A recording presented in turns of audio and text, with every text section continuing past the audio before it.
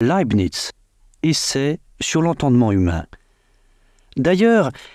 il y a 1000 marques qui font juger qu'il y a à tout moment une infinité de perceptions en nous,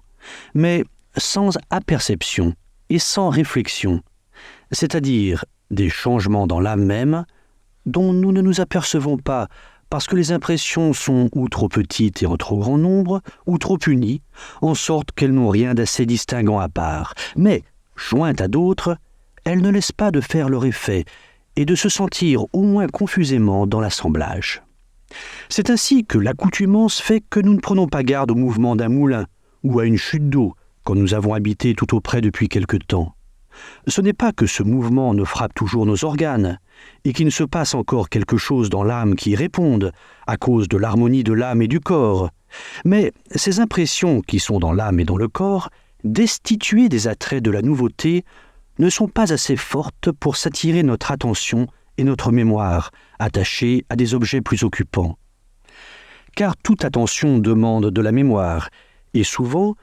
quand nous ne sommes plus admonestés, pour ainsi dire, et avertis de prendre garde à quelques-unes de nos propres perceptions présentes,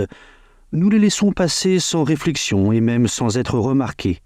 Mais si quelqu'un nous en avertit incontinent après, et nous fait remarquer par exemple quelques bruits qu'on vient d'entendre, nous nous en souvenons, et nous nous apercevons d'en avoir eu tantôt quelques sentiments. Et pour juger encore mieux des petites perceptions que nous ne saurions distinguer dans la foule,